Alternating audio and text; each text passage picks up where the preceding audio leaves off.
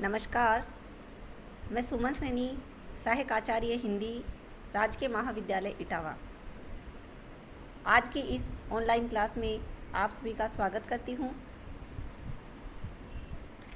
आज हम स्नातक तृतीय वर्ष की प्रथम प्रश्न पत्र की सुदामा पांडे धूमिल द्वारा रचित कविता मोचीराम का अनुशीलन करेंगे।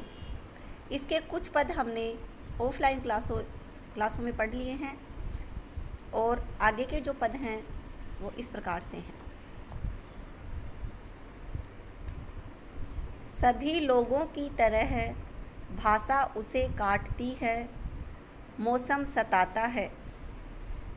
अब आप इस बसंत को ही ले लो, यह दिन को तांत की तरह तानता है।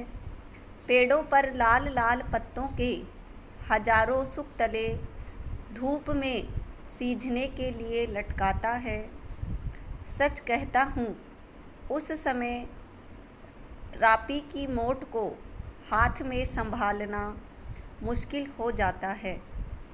आँख कहीं जाती है, हाथ कहीं जाता है। मन किसी जून जुलाई हुए बच्चा सा काम पर आने से बार बार इनकार करता है।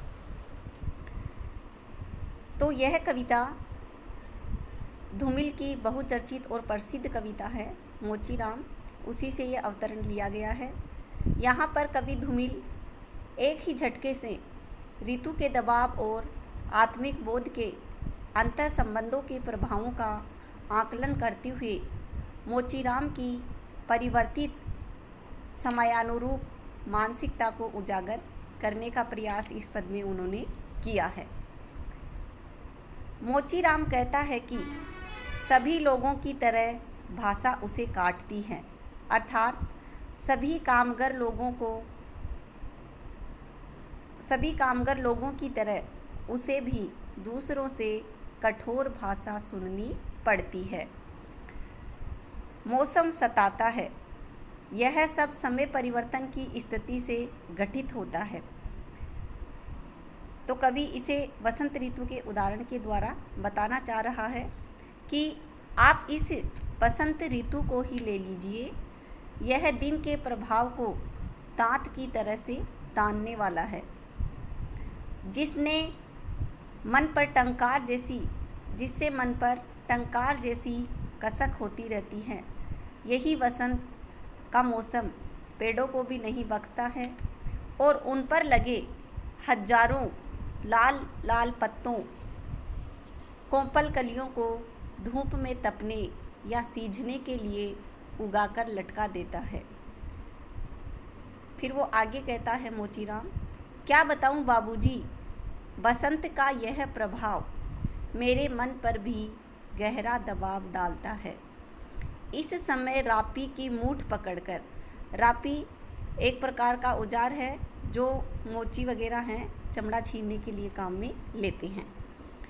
तो आगे मोचीराम कहता है कि इस समय रापी की मूठ पकड़कर उसे संभालना, उससे काम करना बड़ा कठिन होता है। और आपसे क्या कहूँ, इस समय तो आँख का लक्ष्य कहीं होता है और हाथ कहीं चल जाता है, अर्थात मन काम करने में नहीं लगता।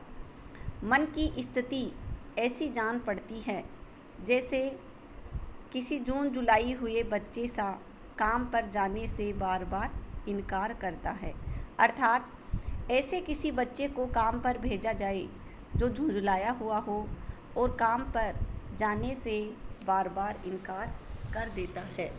ऐसी ही हालत यहाँ पर मोचीराम की हो रही है। विशेष में अगर देखें इस पद में, तो बसंत के मौसम के माध्यम से कवि ने मोचीराम की आंतरिक भावनाओं का बहुत ही सुंदर उद्घाटन किया है।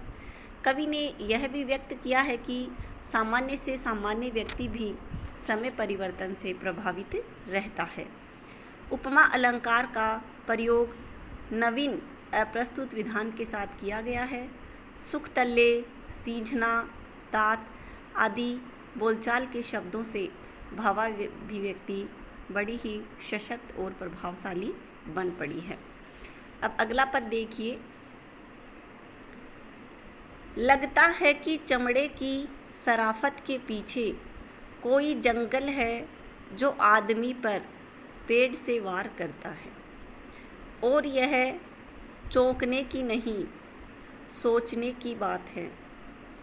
मगर जो जिंदगी को किताब से नापता है, जो असलियत और अनुभव के बीच खून के किसी कमजात मौके पर कायर है, वह बड़ी आसानी से कह सकता है कि यार तू मोची नहीं, शायर है। असल में वह एक दिलचस्प गलतफहमी का शिकार है। प्रसंग में हम लिख सकते हैं कि अवतरण धूमिल की मोचीराम कविता से लिया गया है, और यहाँ पर मोचीराम अपनी मनोगत भावनाओं को अभिव्यक्ति दे रहा है। मोचीराम कह रहा है कि हम जिस शरीर को धारण किए रहते हैं वह तो केवल बाहर से दिखाई देता है, उसे तो किसी भी प्रकार से सजाया संवारा जा सकता है या फिर उसकी उपेक्षा की जा सकती है। चमड़े के इस शरीर के भीतर प्रत्येक व्यक्ति का एक मन होता है। उस मन के भाव और विचार आंदोलित और उद्वेलित होते रहते हैं। ध्यान देने की बात यह है कि बाह्य संसार में जब कुछ घटित होता है तो उसका प्रभाव शरीर के भीतर स्थित मन और आत्मा पर अवश्य पड़ता है। इसी आधार पर मोचीराम कहता है कि हम भले ही सामान्य वर्ग के हैं, किंतु हमारे भी भीतर एक मन है। वह मन वसंत ऋतु के आगमन का अनुभव करता है। इसलिए जब कभी बसंत के मौसम में पेड़ हरे भरे और फल फूलों से लदे दिखाई देते हैं, तब लगता है कि हमारे मन पर वसंत ने वृक्षों के माध्यम से आक्रमण करना प्रारंभ कर दिया। देखो पहली पंक्ति में कहा गया है ना, लगता है चमड़े की शराफत के पीछे कोई जंगल है जो आदमी पर पेड़ से वार करता है। मोचीराम ने स्पष्ट किया है कि मैं यह जो कह रहा हूँ यह चौंकाने की नहीं, सोचने की बात है, कि अर्थात इस बात पर चौंकने की नहीं, सोचने की आवश्यकता है कि मन सबके पास होता है और उसमें भावों का उत्थान और पतन होता ही रहता है।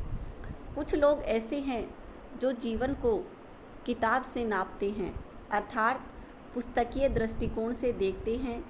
वे अनुभव और वास्तविकता को नज़रअंदाज कर देते हैं, जबकि स्थिति यह है कि मनुष्य का अनुभव ही वास्तविकता का प्रमाण होता है।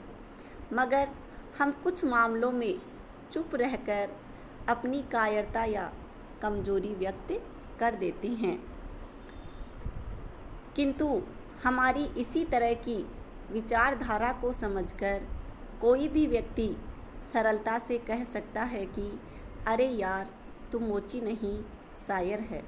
अर्थात तेरे विचार बड़े स्पष्ट और सच्चे और वास्तविकता के निकट हैं।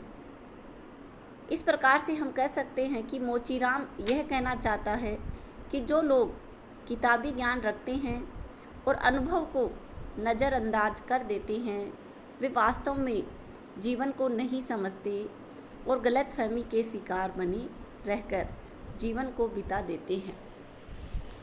विशेष में अगर हम देखें तो मोचीराम की मानसिकता और सामान्य व्यक्ति होते हुए भी उसकी मानवीय विचारधारा की अभिव्यक्ति यथार्थ की भूमिका पर हुई है।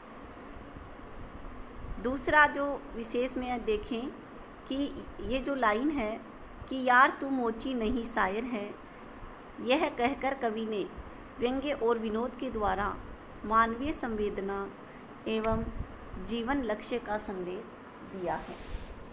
इस प्रकार से आज हमने मोचीराम कविता के इन 2 पदों का अनुशीलन किया है। मोचीराम कविता है वो यहीं समाप्त होती है। आगे अगले वीडियो में हम धूमिल की जो दूसरी कविता है पटकथा, उसका अनुशीलन करेंगे। और आज के इस वीडियो में इतना ही। धन्यवाद।